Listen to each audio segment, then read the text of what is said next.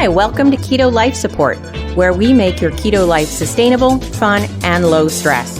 I'm Kim Howerton from theketonist.com, and I'll be coming to you weekly with some of my keto besties to bring you the practical, real-world keto advice that you need. Quick disclaimer, I am not a doctor, and even if we have a doctor in the house, he or she is not your doctor, and nothing on this show should be taken as medical advice. Always check with a trusted medical professional about your personal medical concerns. Hello, my lovelies. This is Kim Howerton, your host for Keto Life Support, and it's been a while. I've been away. Pretend somewhere tropical, but instead, no, it's more like I got the flu. So it's been a rough couple of weeks, but we are back up at it for Keto Life Support, and we are raring and ready to go in the new year. Welcome to 2020, people.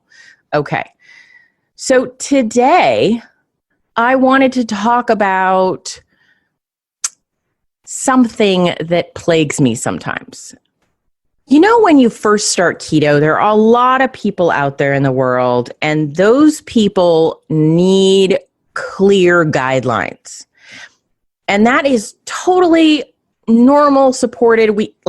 It helps us deal with kind of the anxiety, the am I doing it right? I don't have time to get a, master's degree in nutrition before I actually start to take some action. And so they follow a plan or a meal plan or a how-to, a guide. And I totally support that. I make those things because they make life work better for a lot of people. And if I thought that they were a bad idea, I would not make them because that would make me feel like a crappy human being. So that's just the way I roll. And so starting off with something that's just like, this is how you do it, black and white, do this, don't do that, yes, no. Helpful, very helpful because it keeps people in a lane, and not a lane like a woman, like a lane, a single lane. Just clarifying because I sounded weird when I said that. So when you are first starting out, keeping kind of narrow and tight can be very helpful. But if you stay there, you can always say, oh, you know what, but acting this way, like just following these simple rules, I only eat green vegetables and meat, say, right? Like I just do that, and it works, and I keep doing it. If that works, keep doing it. Absolutely. But you cannot stop learning about the topic. Well, if you're going to talk to anyone else about it, because here's the reality. We don't all do things exactly the same way. Our psychologies don't work exactly the same way. Our bodies don't work exactly the same way. We're all unique individuals. And over time, if you want to go deeper and deeper into a topic, if you want to learn more about something, you've got to actually stretch out into the learning sphere. You've got to add some knowledge. Things have to make sense to you, right? You can't just rote follow things. Bad things happen in society, people, when you just rote follow what somebody told you to do. Learn to use your brain. Learn to think for yourself, right? Learn what works for you. Might not be what works for somebody else, but definitely learn what works for you. And I want to tell you a little story about my background and why this is so important to me is years ago, I'm going to guess 7. Time really blurs the older you get, doesn't it? I don't even know what happened last week. But I took my first real foray into a concentrated effort at a low carbohydrate program.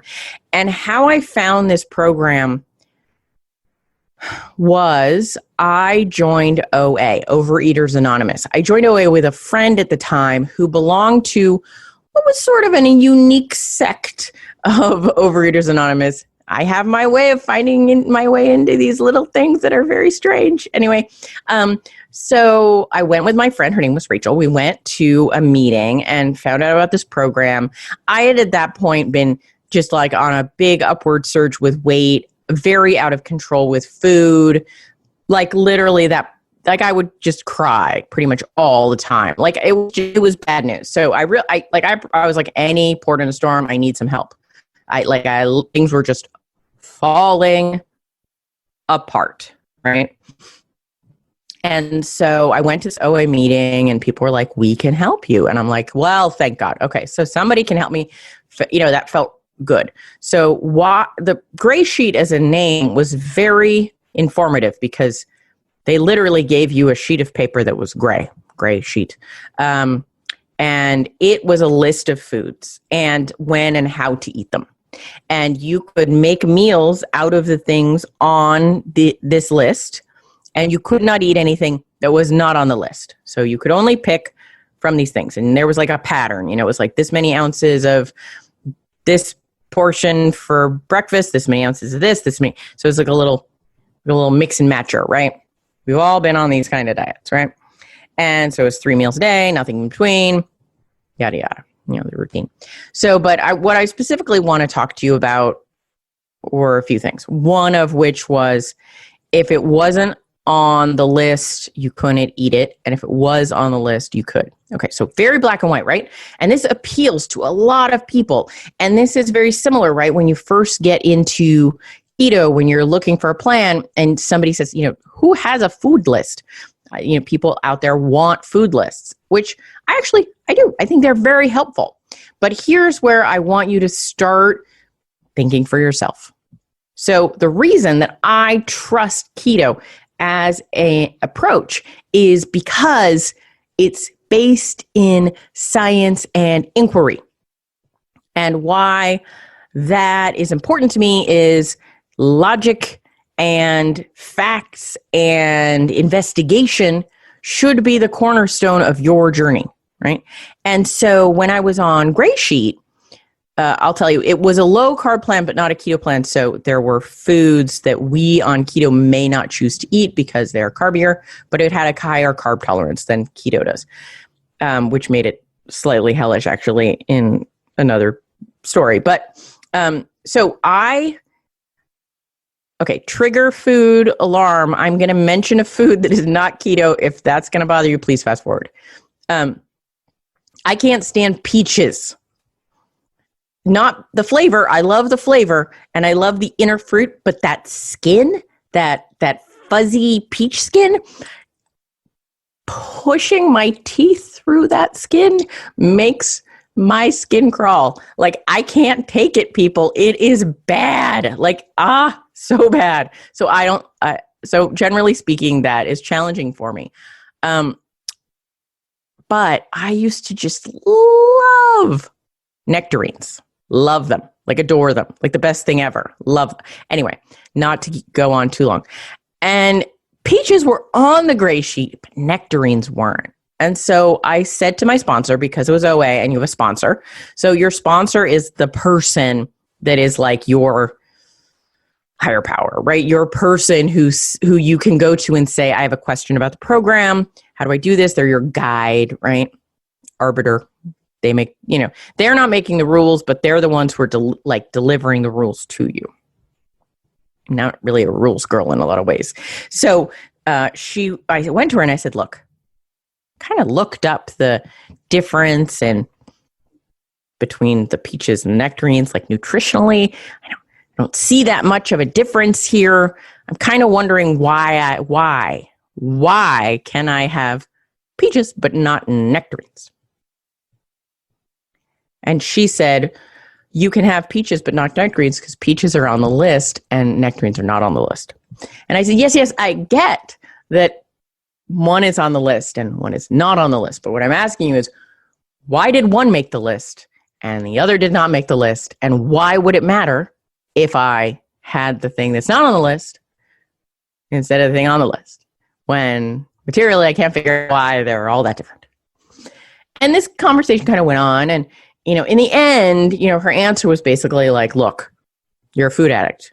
You want to push the edges of your food addiction, which means that you're going to want things that aren't on the list. And, so there was a valid point to be made for sort of from an addictive perspective, why eating with some control upon me was a good idea.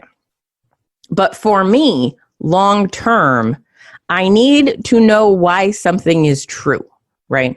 So if you said to me, which is true, Kim, if every time you eat French fries. Sorry, totally trigger fooding people today.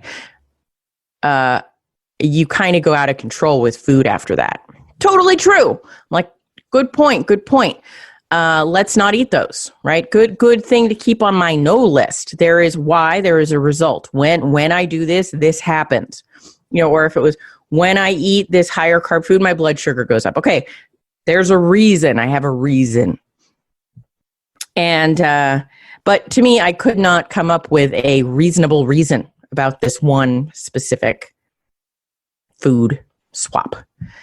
And because for me, the reason can never be because I said so.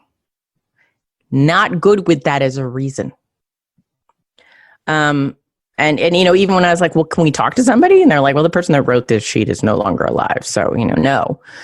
I'm just not good with that. And so I'm not criticizing OA. This was actually a very specific program in OA that probably most of OA wishes didn't exist because it kind of goes against a lot of the OA principles. So I'm not ragging on OA. I'm simply talking about this experience I had in my life in the past and why, as a long-term strategy, that program was never going to work for me. But what it did do was allow me to start paying attention to what I ate and when and how, and paying attention to details. Now, there were other issues as well, like if a carrot fell off my plate, I had to call my sponsor and explain that a carrot fell off my plate, and we had to troubleshoot what I was going to do because I'm not talking about a whole carrot. I'm literally talking about one bite of carrot because you had to eat a prescribed, weighed, and measured amount of food at each meal. And you reported what you were eating before you ate it. So if you had to deviate in any way from your report, you essentially had to call your sponsor.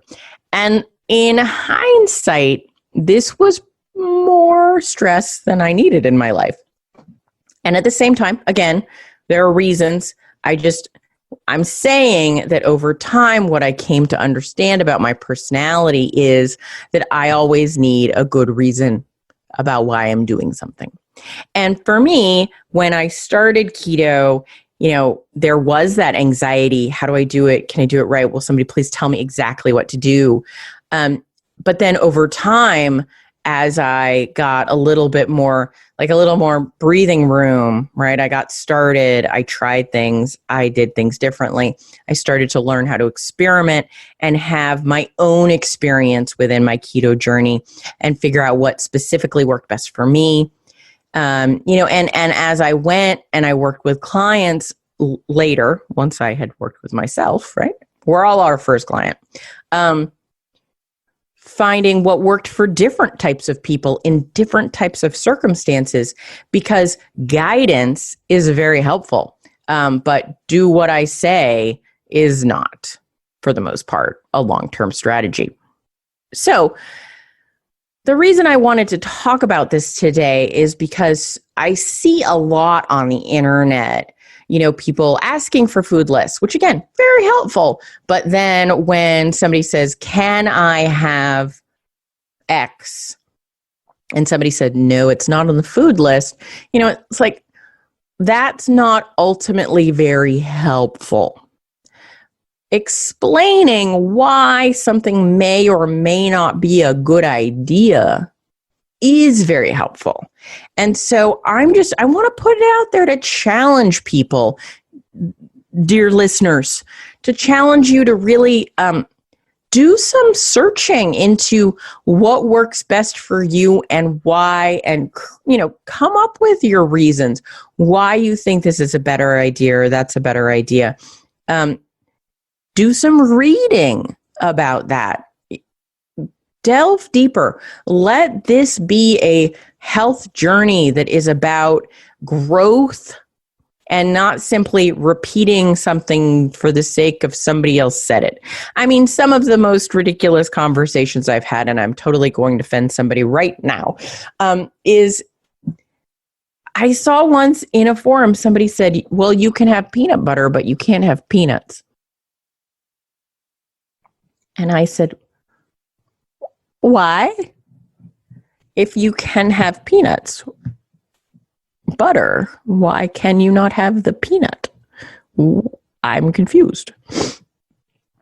To which they said, well, this video, they gave me a link to a video in which a keto expert was talking about peanut butter. And because this keto expert did not mention peanuts as he discussed peanut butter, the assumption was that peanut butter was okay, but peanuts were not.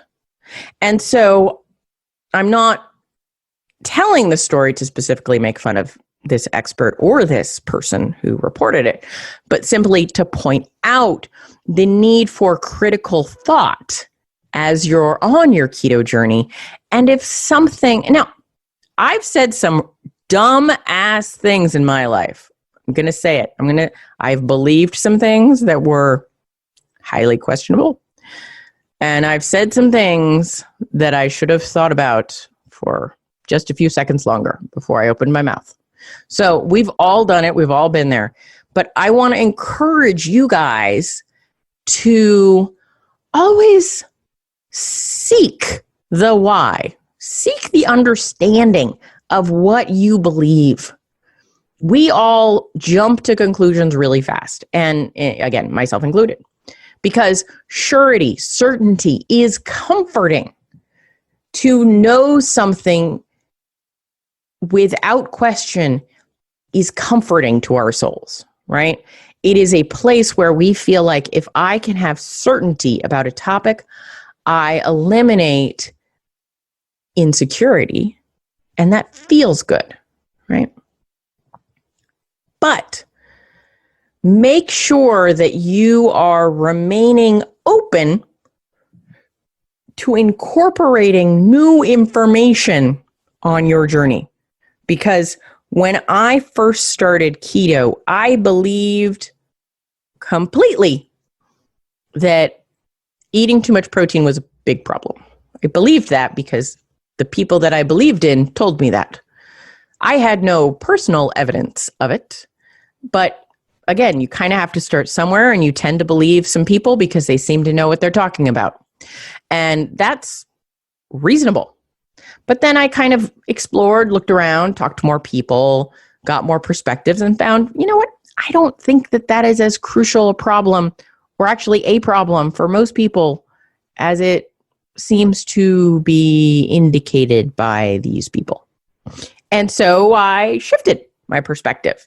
And so, if you follow anyone, a sign of an actually intelligent person, someone good to follow, is that they can change their mind with new data or data. So they can change, they can incorporate that new information, think about it, percolate on it, ruminate on it, and then come out the other end saying, I've looked at this new information and I've decided I'm not shifting my original thought, or I am, and here's why, right? So it felt important today to talk to you guys as we're in the new year. New year, a lot of people new to keto. You're going to interact with a lot of people who are still in the hard and fast black and white rules phase. And one, if you're a seasoned ketoer, I just want to say, I know that you are tired of talking to these people sometimes. And I want to say thank you for not getting mad when people ask questions that you think people should be beyond. But new people come into this community all the time, and that's what we want. We want people that are new, have a certain perspective, work with them, talk to them, employ your patience, and get to be able to help people open up their mind. But seasoned people, I would ask of you that as you're helping these people, don't shorthand things. Again, I was guilty of this too, and I'm sure I will be guilty of it again in the future on a bad Tuesday. That's not keto is not a helpful phrase, right? Can I have pineapple? No, that's not keto. It's like, okay, essentially you're like, that's not on the gray sheet, okay? So talk a little bit about why it may or may not be a good idea, or could it be incorporated in any capacity, or, and ultimately having the time to have these kinds of conversations makes our community stronger and better. And I would just love to share this world with you where we are all thinking, communicating. It might be a pipe dream, people, but, there's so many places in our world where we are shut off from other opinions in an echo chamber. And I'm not suggesting that everyone go out and do something completely crazy like eat a pineapple. I'm simply saying that helping each other to understand why things might be good ideas, might be bad ideas, what are the benefits, what are the negatives, being thoughtful people is very helpful.